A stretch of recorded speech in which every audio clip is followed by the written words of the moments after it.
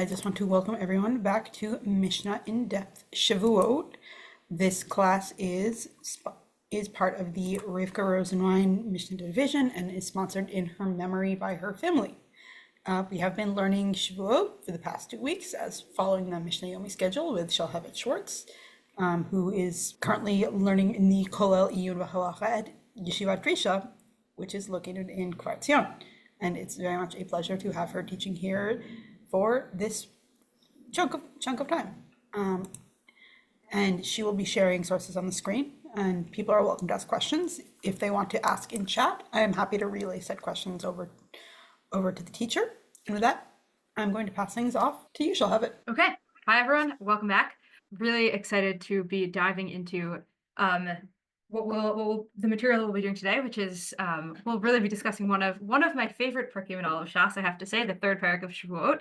I know that the material that was, for those who are following along with the Mishnah Yomit schedule, I know that you've probably made some headway even into the fourth parak as well. But I think what we're going to focus on today really is going to be the third parak. The third parak is I love it because it's a very philosophical parak. I think when we think about it enough, I think a lot of the questions that the parak is dealing with are really about the nature of speech, the nature of our language, what our language has the power to do, the nature of obligation, and how all of those different kinds of concepts interact with one another. And so I think the shiur today will take a little bit more of a philosophical bent maybe than what we've seen in the past couple of weeks when we've done a little bit more literary or historical work, which I'm excited about. So just in terms of how today's going to go, we're going to start again like last time with a brief kind of overview of the parak, of the really the content of the third parak of Shevuot, and some of the different laws and principles that we saw throughout the parak. Then we're going to take a deep dive into one of the major machlokot, one of the major disputes between Tanaim that appears in this parak, which is going to be the dispute between Rabbi Akiva and Rabbi Yishmael about whether there is such a thing as a Shevuot bitui in the past tense. When we'll see that machloket shows up in the middle of the parak, but that dispute actually, echoes of it already appear even in the first Mishnah, as I think we're going to try to show. We're going to try to get an understanding of what's actually going on behind that machloket, and how each of these Tanaim, how Rabbi Akiva and Rabbi Yishmael maybe think about what it is that a Shevuot bitui is doing, what the power of a Shevuot is, and what the significance of a Shevuot is, and through that maybe a little bit about really what our language does, how our speech really relates to reality. So that'll be a big chunk of what we're going to do today. And then hopefully, if we have time at the end, we'll see. We're going to see how that dispute might touch on a different question, which is the question of the relationship between oaths, between Shevuot and mitzvot. Can I take it?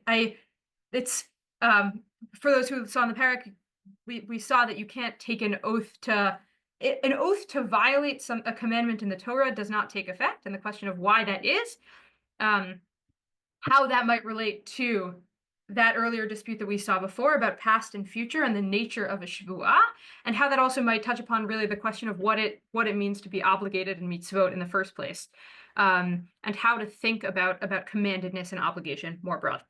So that's the overview of what we're going to do today. Overview, deep dive into machloket between Rabbi Akiva and Rabbi Yishmael, and then hopefully to take a look at how that plays out with regard to the Shevuot about commandments. So the parak really begins with this parak Shevuot Shtayim Batra really explores the questions of Shevuot bitui and Shevuot shav, and starts with the Shtayim Shehein Arba, the two that are four that we saw already from the first moment of where we open the Masechet, and the two that are four are the yes, the no, and the past and the future, right? So I can say that let's say if it's a Shevuah about eating, right? Achalti, did I eat? Will I eat? Right? So you can have I did eat, I didn't eat, I will eat and I will not eat. So that's the Shevuot Shtaim Shehin Arba. That's how it plays out.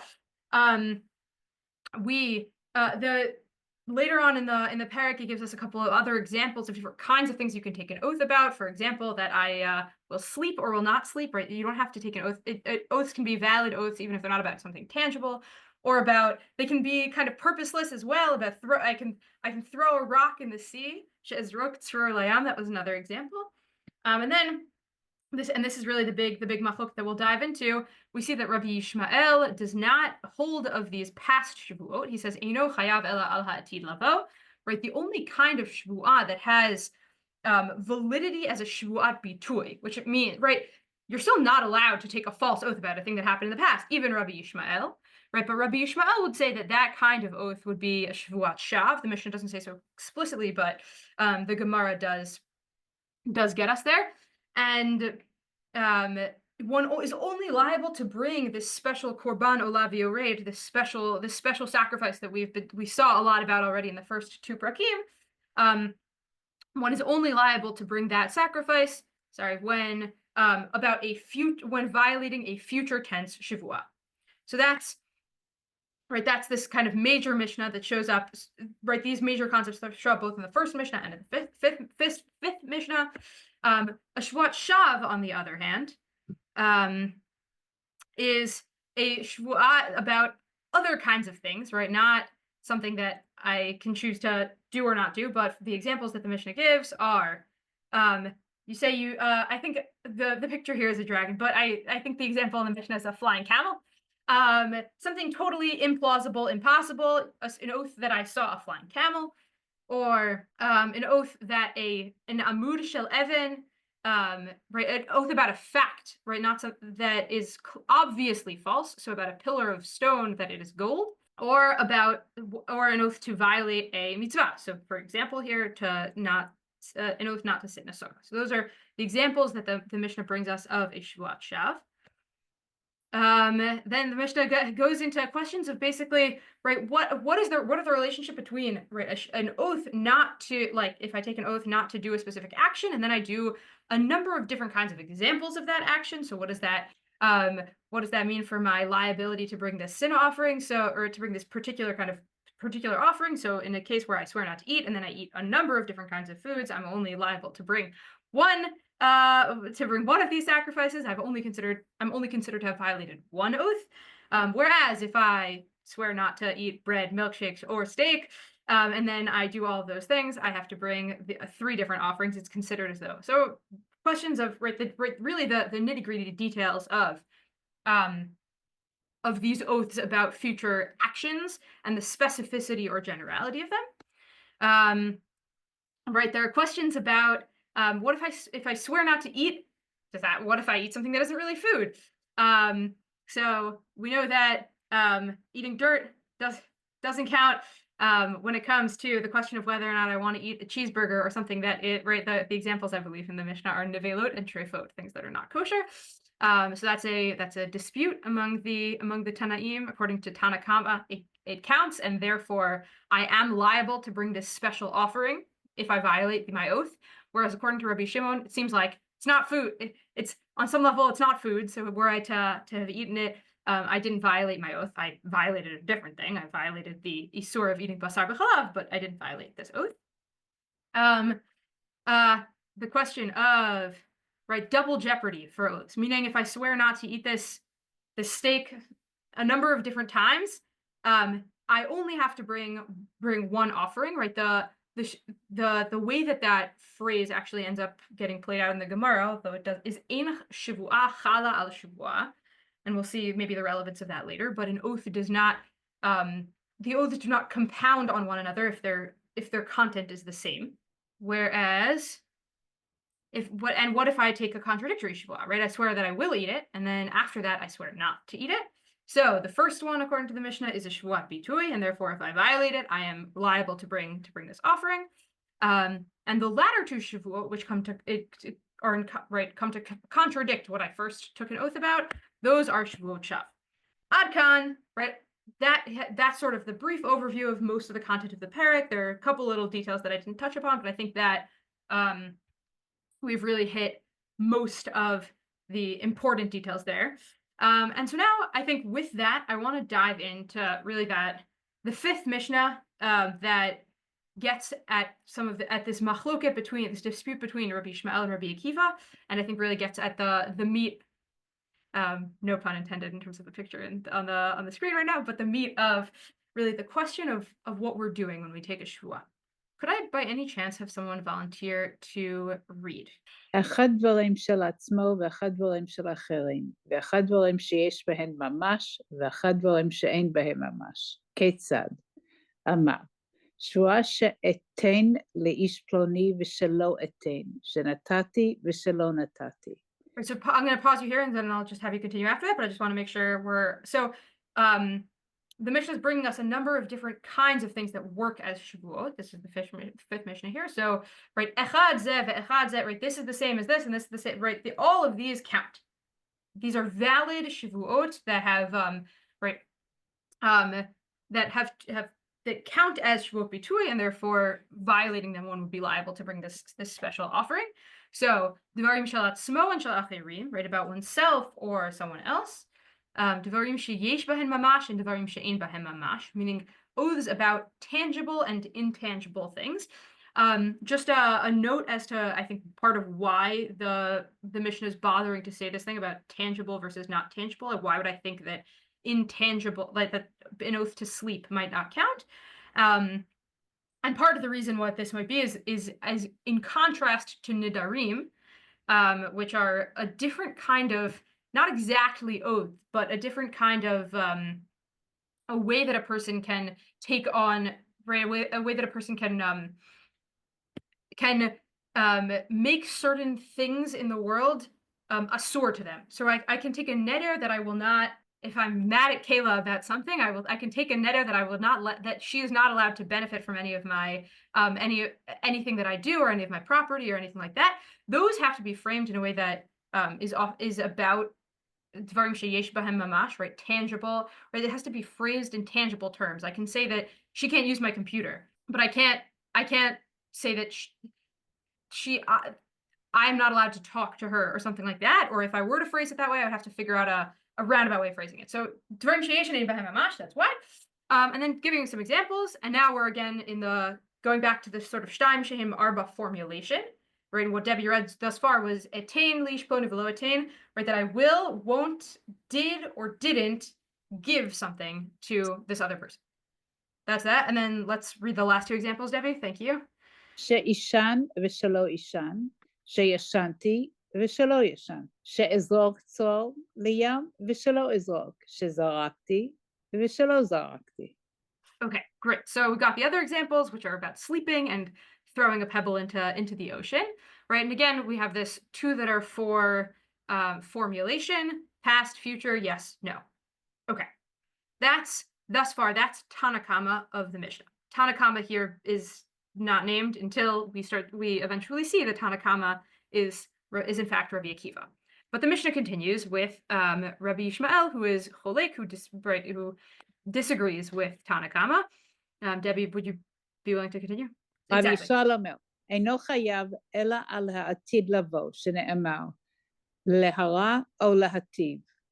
Okay, so just to kind of explain what's going on there, Rabbi Ishmael says, no, only אינו חייב אלא על העתיד לבוא, you're only chayav on the future. Why? And he quotes the verse. This verse, for those who have been with us since the beginning, from those, I actually didn't put them up on the slides this time, but those same 4 verses about the Korban Olav Yoreh that we've been seeing since the first week. So in the pasuk there, in which it describes the Shevuot bitui, ish asher yivateh b'sfatayim, a person who articulates with his mouth, lehara o lehetiv, kol asher yivateh adam b'shvuah, so someone who articulates to do something bad, or for bad or for good, is more or less. But the formulation there, lehara o lehetiv, is someone swearing to do something, is what it sounds like. So that's what Rabbi Ishmael seems to be picking up on, and he says that means that a Shevuot bitui is only a Shevuah that is about something in future tense.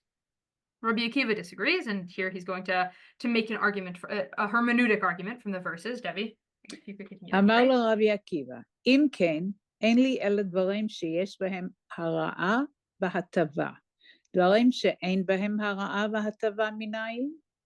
אמר לו מריבוי הכתוב. אמר לו, אם ריבה הכתוב לכך, ריבה הכתוב לכך. So what Rabbi Akiva says, right? If you are going to be so literal about what the verse is saying, then it really should only be referring to things that have obviously positive or negative value. What about kind of neutral behaviors? So if you don't think that neutral, if you don't think that if you want to take that verse in its kind of limited meaning, then go all the way.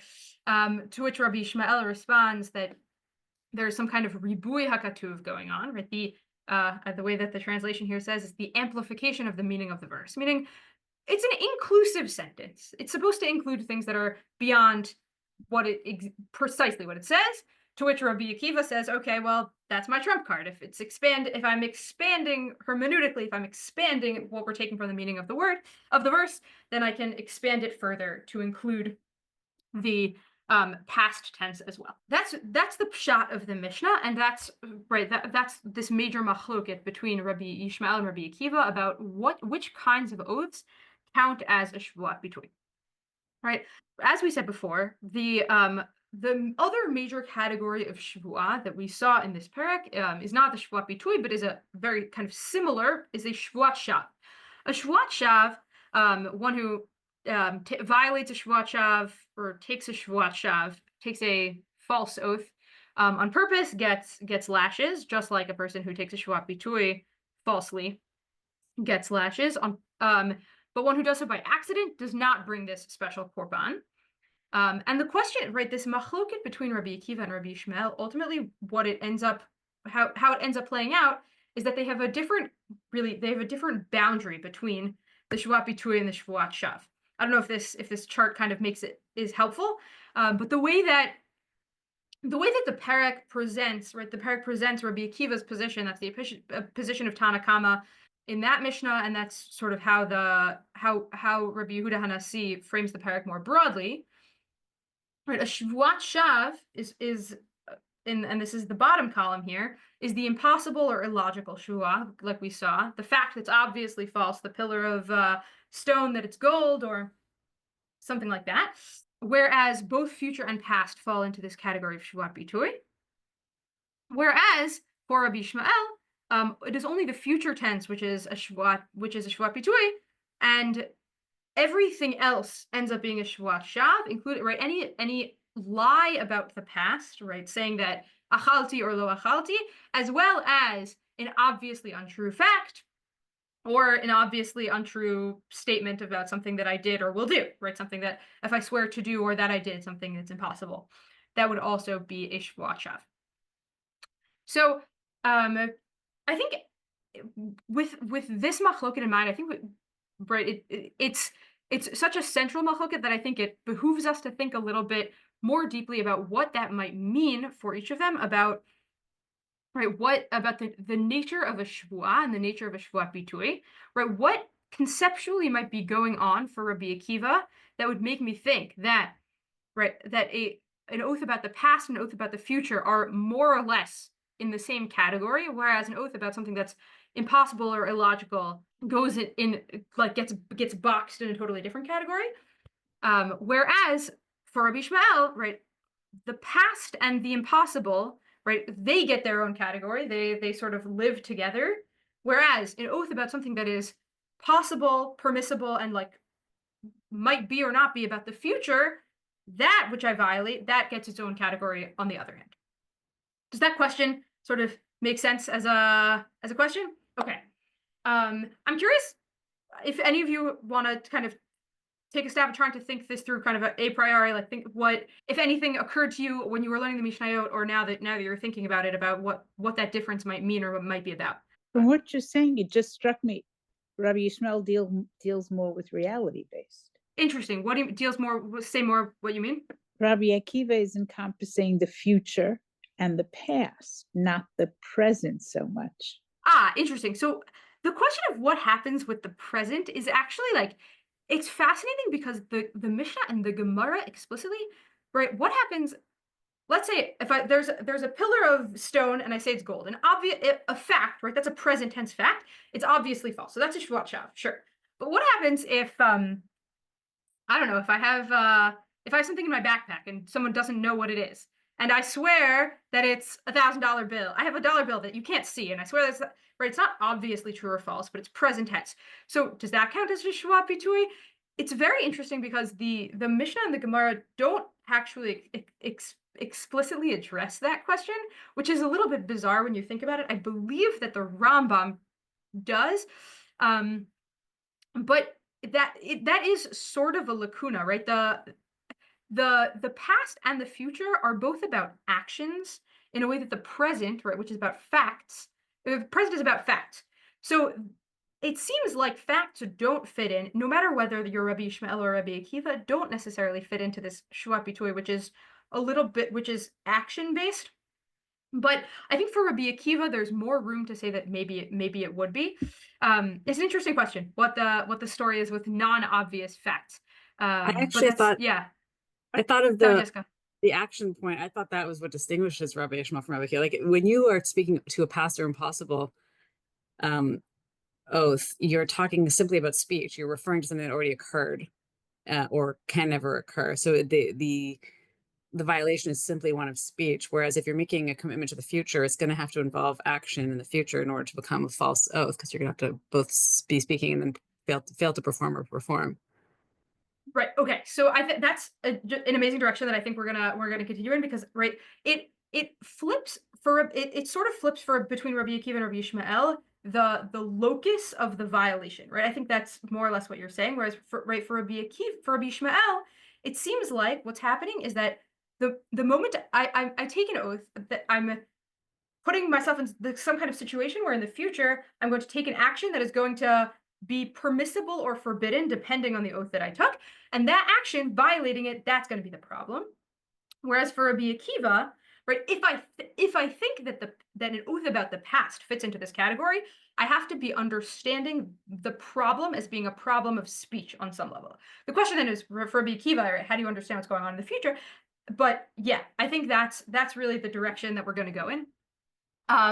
So in order to I think understand this distinction a little bit better, I actually want to bring in a kind of framing from really 20 conversations that happened in the world of philosophy of language, really in the 20th century.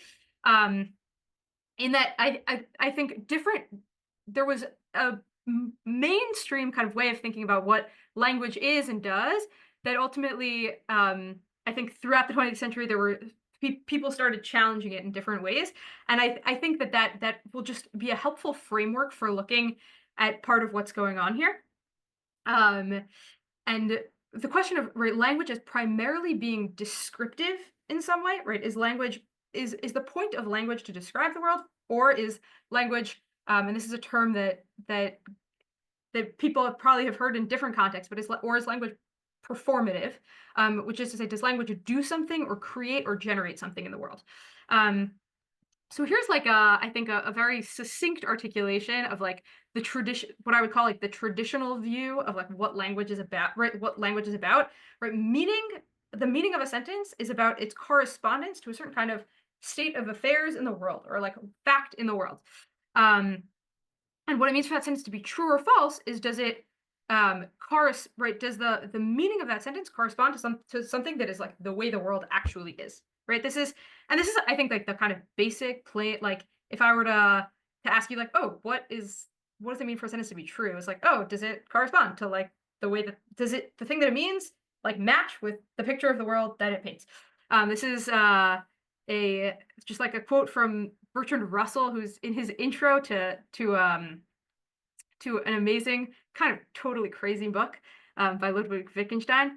But here's he kind of is describing Wittgenstein's project. What he says is, the essential business of language is to assert or deny facts. The world consists of facts, which are what make propositions true or false, right? Language is propositional in nature, and those propositions can be true or they can be false. On the other hand, then what the world of philosophy of language kind of starts to see in the middle of the 20th century is a little bit of a challenge to that way of thinking about things.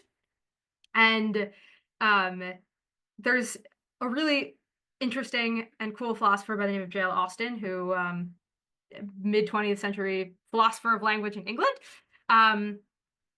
But he wants us to pay attention to a number of kinds of speech that we use in everyday language all the time, where it seems like what the job of language is there is actually not to describe the world at all, but that language has a different kind of function.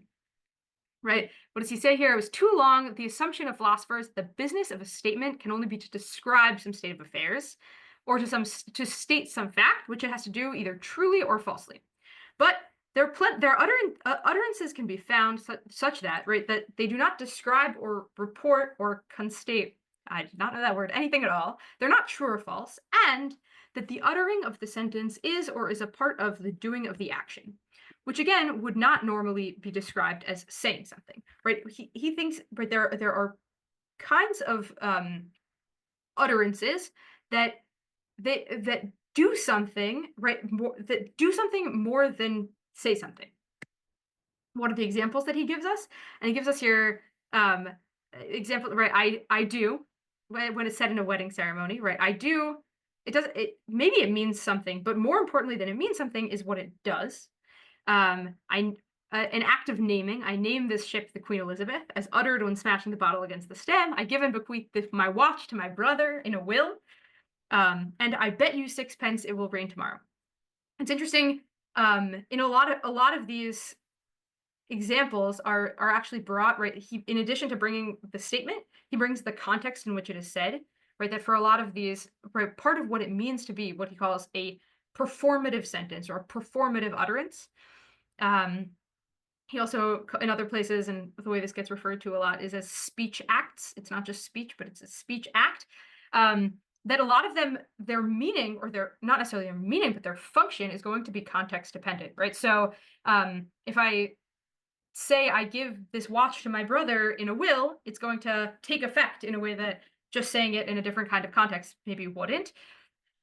So context all of a sudden becomes an important part of it becomes a constitutive part of the meaning of these different phrases.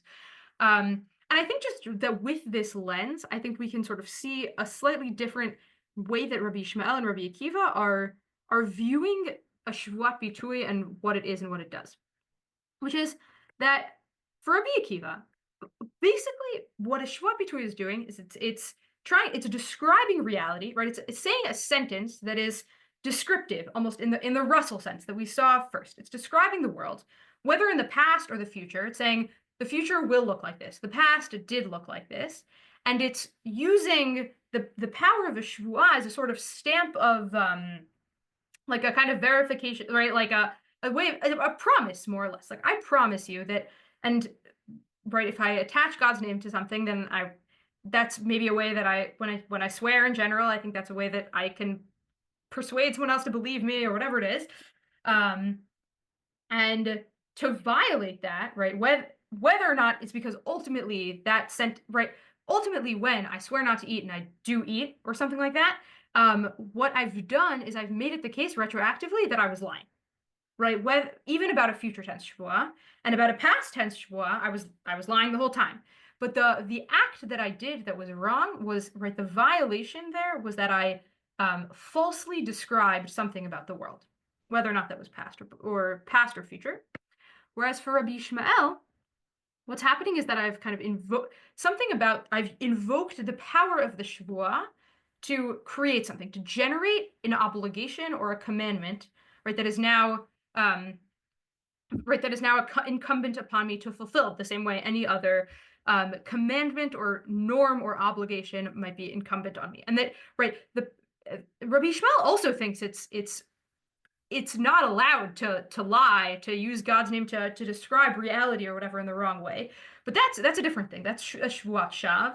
That's part of the isur to lie. Whereas a Shevuot bitui, what's kind of special or incredible about it is that we actually are invoking kind of the power of the divine name or the divine power. We're co-creating with God on some level, commandments that in addition to the ones that already exist.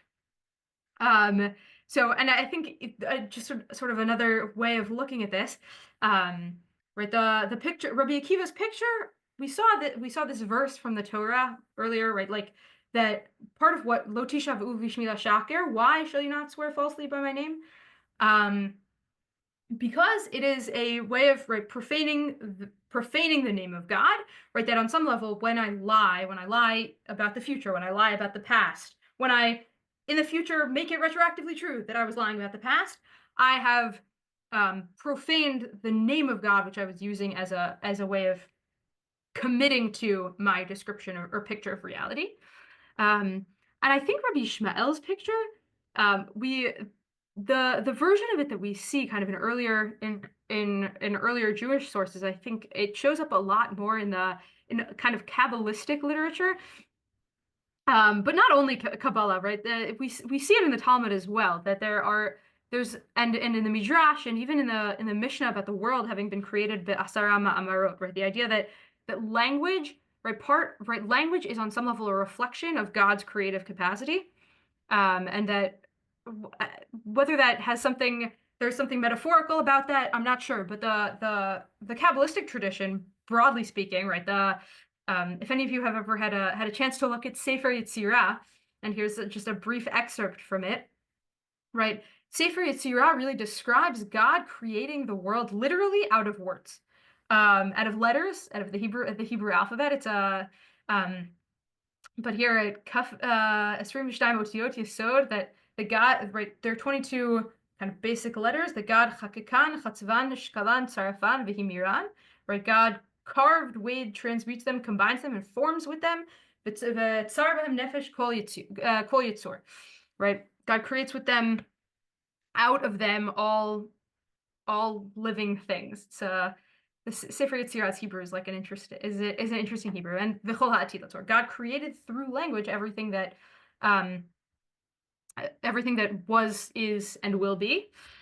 And that on some level, for Rabbi Ishmael, part of what's happening with the Shevuot is we're participating in this kind of divine creative capacity, and so that part of what we're doing is we're using the power of God to generate commandments. Okay. So right, that's, I think, when we really look at this machloket and try to think about what it's about and what it means, I think these are sort of two ends of different ways that we can possibly think about what a Shevuah is and does. And I want to just show you one other place earlier in the parak where I actually think that implicitly, right, it's not explicitly mentioned, but where I think that that machloket, or that dispute, plays out in a different kind of way, which is actually in the first Mishnah of the parak. And right, the first Mishnah of the parak, we see the Shtaim Shehem Arba, right, the Rabbi Akiva's breakdown. And then the Mishnah gives us this interesting additional piece of information about whether the question of a shiur, right, the question of an amount, right, like how much, if I take an oath not to eat and then I eat, how much do I have to eat in order to violate the commandment, right? That to violate the Shevuah. So that's the question that this first Mishnah asks. And it brings up the question of Shevuah shelo ochal, if I said I'm not going to eat, and then achal kolshu, right? And then I ate a kolshu, which means less than a shiur, right? Less than a kazait, less than the amount that when it comes to normal mitzvot in the Torah in order to violate, right? If I eat on Yom Kippur less than a shiur, I'm not chayav karet. I'm not liable for karet. Whereas, so the question is, does it work like that in Shevuot or does it not? And according to Rabbi Akiva, believe it or not, right, the one who we saw earlier, Shevuah shelo ochal ve'achal kolshu chayav divrei Rabbi Akiva. Rabbi Akiva thinks that one is responsible, one is liable. And Chachamim, who here, right, are not named as Rabbi Ishmael, but they ask a question that seems to be kind of Rabbi Ishmael-esque, which is, they say to Rabbi Akiva, Heichad matzinu be'ochel kolshu shu chayav. Where else in the rest of the Torah, right, people aren't chayav, people aren't like liable, aren't considered to have violated laws when they eat less than a kazait, when they eat less than an olive bulk. So what's going on here? And Rabbi Akiva responds, right, which in its plainest sense can be understood as, right, like Shevuot doesn't work like the rest of the Torah, right? Where else do we find someone who speaks and in virtue of his speech brings a sacrifice?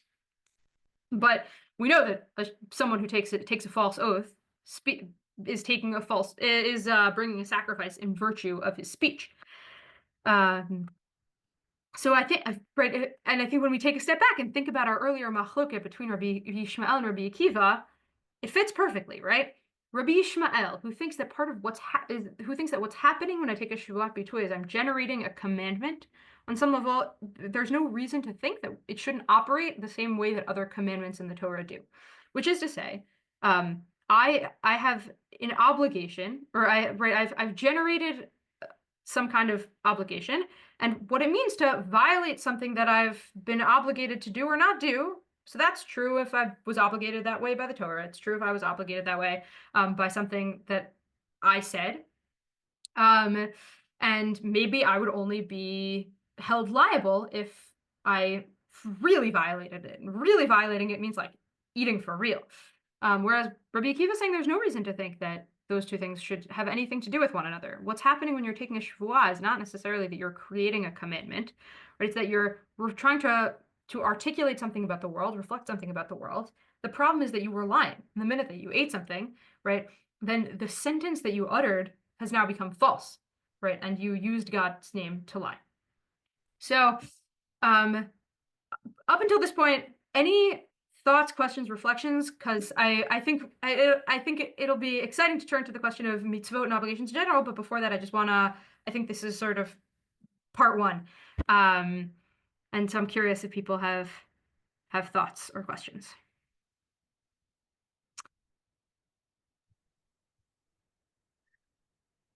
But it sounds like a dangerous distinction between speech and action. If the violation is only speech, we're vulnerable all the time.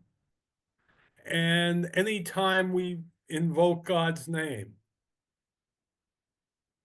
But if we have to do an action, it becomes empirical. It becomes you either did it or you didn't do it, or you had intention, or you forgot you took a Shevuah.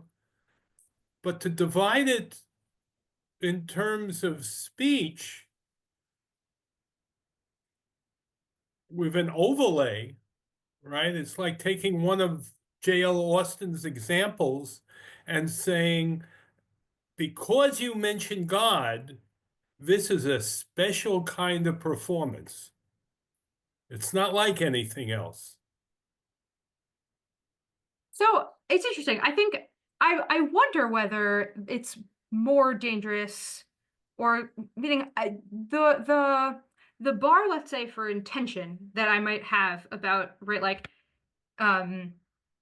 I bring a korban olav yored in a case where I unintentionally violate, right? I unintentionally take a false oath. But even then, right, under certain circumstances, I might be, right, like onus, right, a case where I had, for some reason, had no other option but to violate my oath. Like I take an oath not to eat meat, and then I'm gonna die if I don't eat meat because I'm stranded on a desert island or whatever it is, right? So in those cases, I would be exempt even for Rabbi Akiva.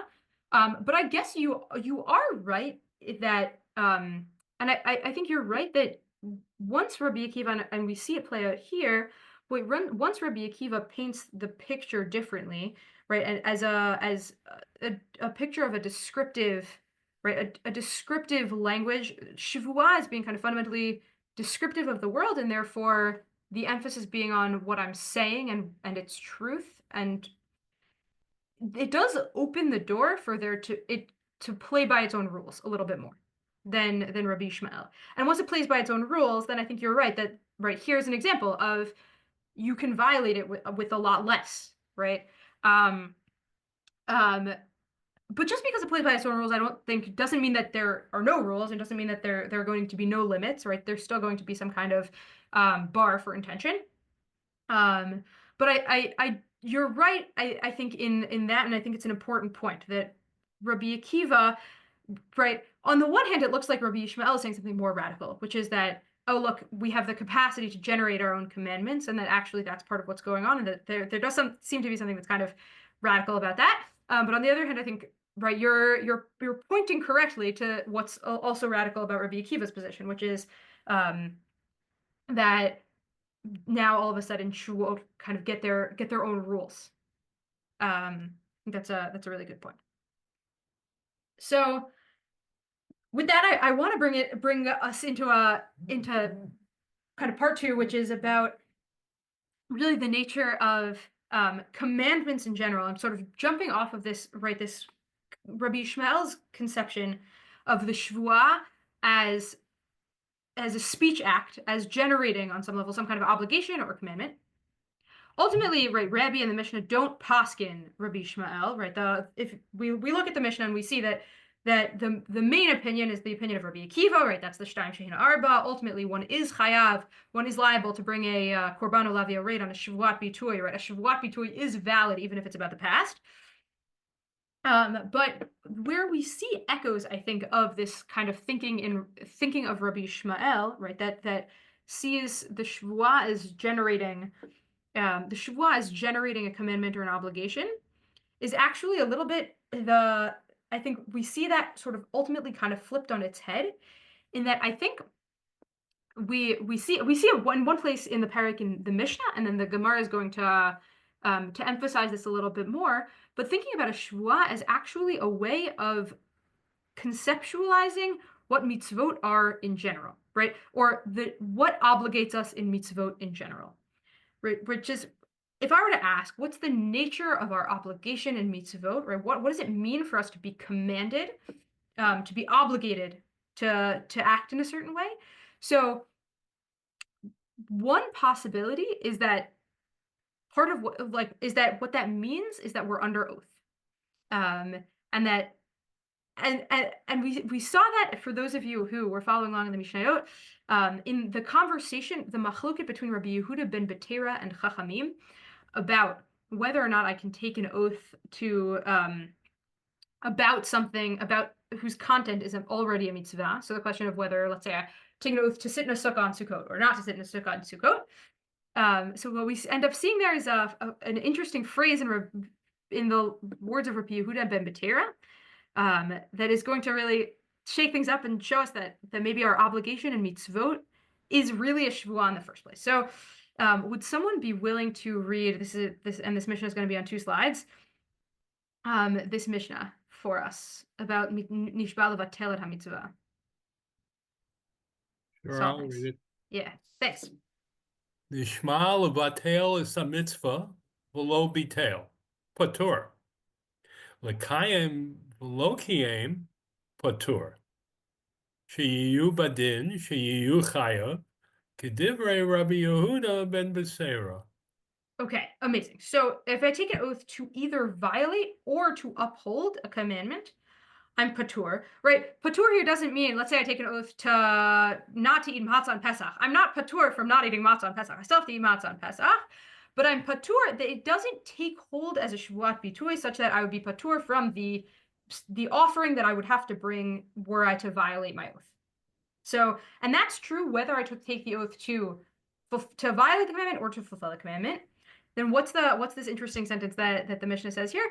Shehaya bedin shehei chayav. Haya bedin. It would have been logical, or it would have been correct to a correct kal v'chomer. Actually, usually when the Mishnah says bedin, it usually refers to a kal v'chomer, right? It would have been a logical interpolation to say that I should be chayav. I should be liable to bring this korban on a Shevuah that I take l'kayem et hamitzvah, on a Shevuah, on an oath to uphold the mitzvah. So let's say I take an oath to eat matzah on Pesach, and I don't eat matzah on Pesach. So number one is I get karet because I didn't eat matzah on Pesach because of matzah on Pesach. Question is, do I also have to bring this korban?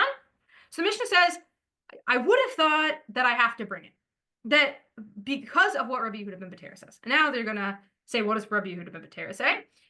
So Saul, would you be able to read us? Amar Rabbi Yehuda ben Betera, Mahi harishua she'enu mashpio aleha mehar Sinai, hareyu chayav aleha. מצווה שהוא משובע עליה מהר סיני, אינו דין שיהיה חייב עליה.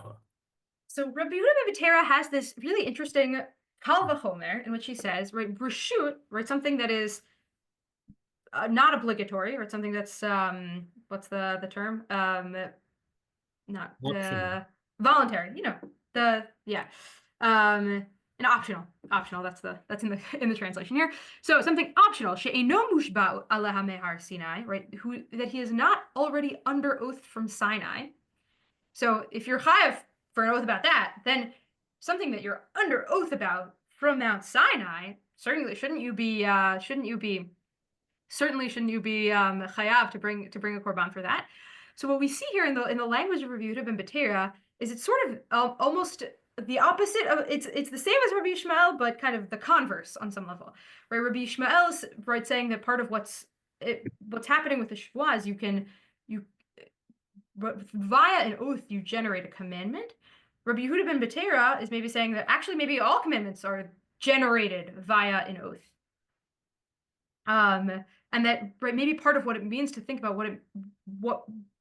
what our obligation in mitzvot is actually maybe a shvuah, right? This kind of voluntary acceptance of a certain norm is a useful framework, or right, is a correct framework for thinking about what our obligation and commandments are, right? And the guy on the right is John Locke right there, right? The kind of a social contract theory of obligation.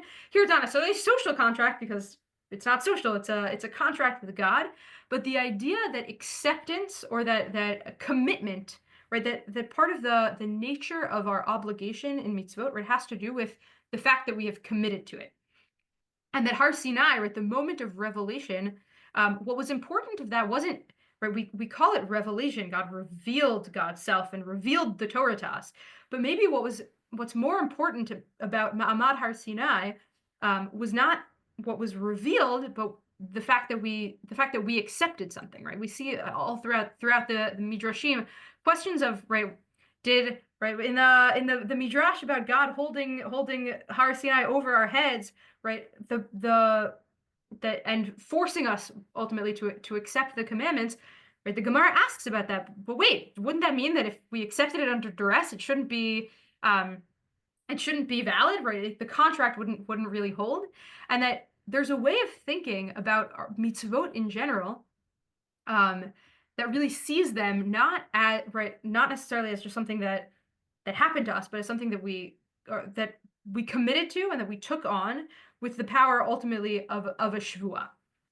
So I think that's a way that that Rabbi Yishmael's conception, right, of a shvuah as generating commandments actually plays out even in other places in the Mishnah, even though his position regarding future and past tense is not ultimately accepted. And we see this, right, Mushbavo made me Har Sinai, whose Kal V'chomer is that? That's Rabbi Yehuda ben Betera's Kal V'chomer. It ends up getting rejected also by the Mishnah even, right? The Mishnah says that one does not have to bring a korban on a shvuah to uphold a commandment, but the logic or the conceptual framework of Mushbavo made me Har Sinai that Rabbi Yehuda ben Betera coins actually does get used, believe it or not, throughout the Gemara as an explanation of what? As an explanation of why it is that a shvuah about a commandment doesn't count. Right? So it ends up kind of getting reversed because Rabbi Yehuda ben Betera says, Mushbavo made me Har Sinai, right? He was under oath from Sinai, and therefore the shvuah should count. The Gemara is going to say, no, the shvuah doesn't count, but not because he's not Mushbavo made me Har Sinai. He actually is under oath from Sinai, but ultimately that's going to serve as an explanation or a reason for why shvuot about mitzvot don't count. So it's a quote that was a little confusing, but understood? So it's a quote from Masechet Nedarim actually, but this phrase Mushbavo made me Har Sinai shows up in the Gemara in a number of different places. So here there's a memra of Rav Gidel Amarav, right, in Amorah, who says Ha'omer ashkim ve'eshne perek zeh, right? So one who says, I'll rise early and study this chapter, right? If I make a commitment to do Mishnah Yomit, for example. Eshne masechta zu, or I will study this tractate. Neder gadol nadar le'Elohei Yisrael, right? It works, it counts as a neder. It's like an interesting question here because it's, for those who are in the weeds about the relationship between nidarim and shevuot, here it seems to actually be phrased like a shevuah, not like a neder. So what's going on? All the Rishonim jump on it and say, I know he said neder, but actually it means shevuah, which is interesting in and of its own right. But then the Gemara asks about that. Wait a second, how is it a neder? Right? How does it count? How does it count as a shevuah?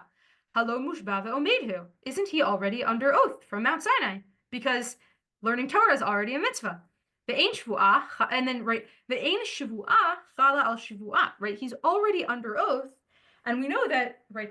You don't get double jeopardy for oaths, so theoretically, so ein shvuah chala al shvuah, because mushba ve'omed mehar Sinai, right? Because he's already under oath from Mount Sinai. That's actually a reason why the shvuah doesn't count on top of the other oath, right? So.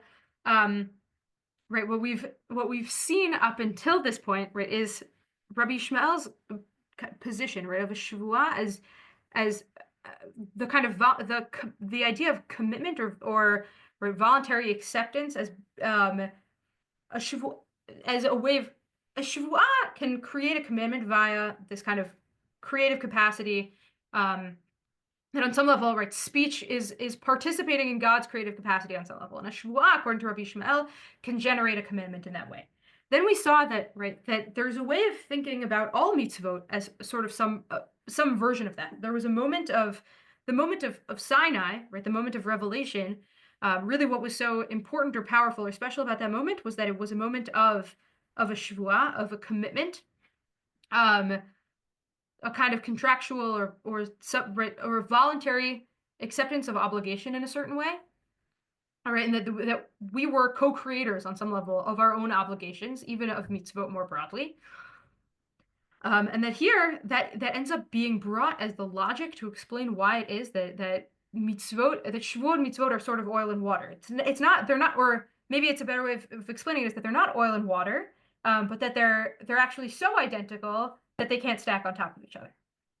And that's where we end up seeing echoes of Rabbi Yishmael, right, in the way that the Gemara ends up relating to the relationship between Shevuot and commandments.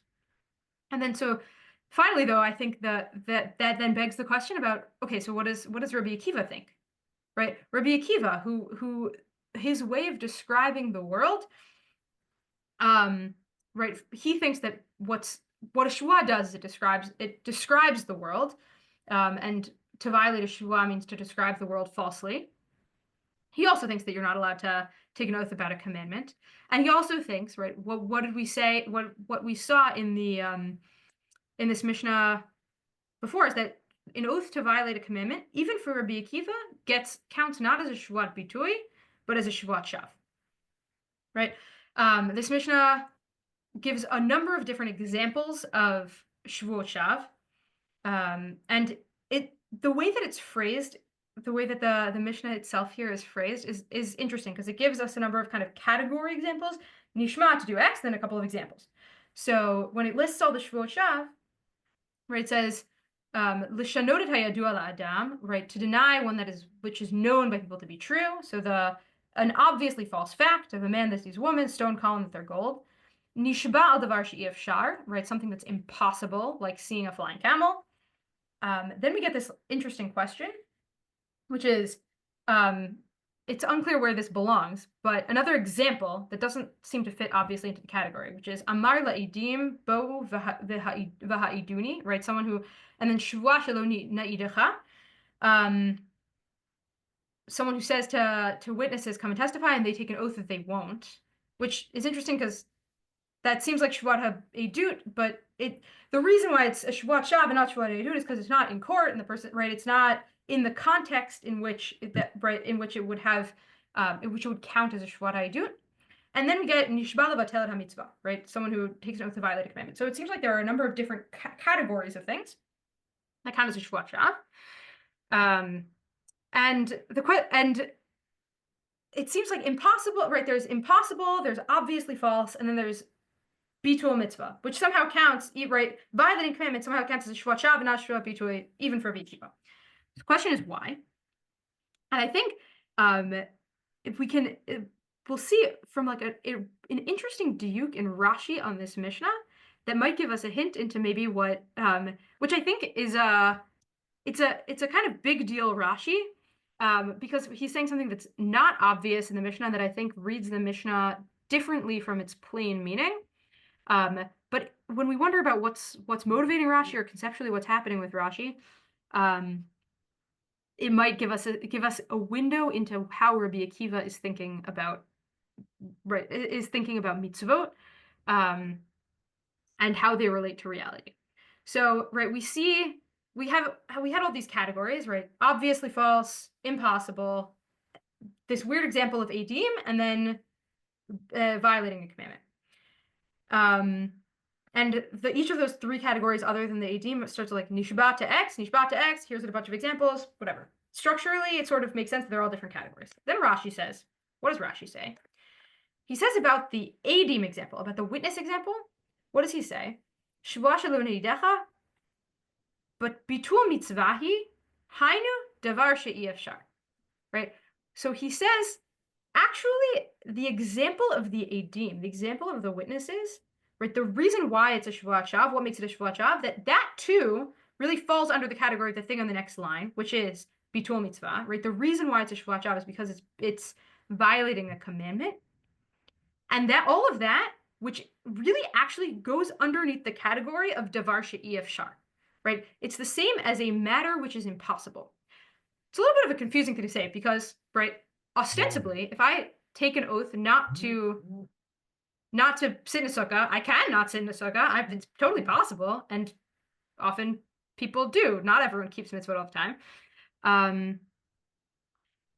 So, right, there's something about how Rashi is reading this example that's a little bit confusing. And right, what does Rashi mean when he says that a shvuah about a shvuah about bitul mitzvah really is a davar she'i efshar? And so I want to offer kind of one conceptual possibility, which is and it's an excerpt from Halachic Man from Rav Soloveitchik, but a way of thinking about halacha and a way of thinking about mitzvot that I think might be behind, right, what Rashi's getting at, and might explain what someone who thinks about Shevuot the way that Rabbi Akiva does might say about a Shevuah al mitzvah. So I'm just gonna read. Right, it's part of Rav Soloveitchik's Halachic Man, where he really describes the character of Ish HaHalacha, who sees the world through this prism of halachic norms that are part of maybe the fabric of reality, which is what I have on the title slide there, is not the most precise way of putting it, because he describes halacha as a lens through which we see and understand the world around us, right? So he has a couple of examples here. The famous example is the sunset, where Halachic Man sees the sunset. Instead of seeing, oh, this is so beautiful, he sees, oh, mincha, I have 10 more minutes to have mincha. That's the example that he gives there. But I'll just read this passage quickly here. When Halachic Man approaches reality, he comes with his Torah given to him from Sinai in hand. He orients himself to the world by means of fixed statutes and firm principles. An entire corpus of precepts and laws guides him along the path leading to existence. Halachic Man, well furnished with rules, judgments, and fundamental principles, draws near the world with an a priori relation. Right? His approach begins with an ideal creation and concludes with the real one.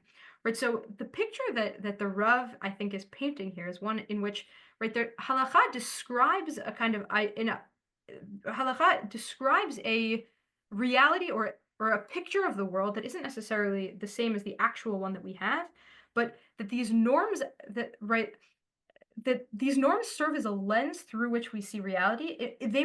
They're just as real as the world, right? And they actually function as a sort of measuring stick or a yardstick through which we see and conceptualize the world around us. And that those norms are given, right? They're even more, on some level, they're even more given than reality, right?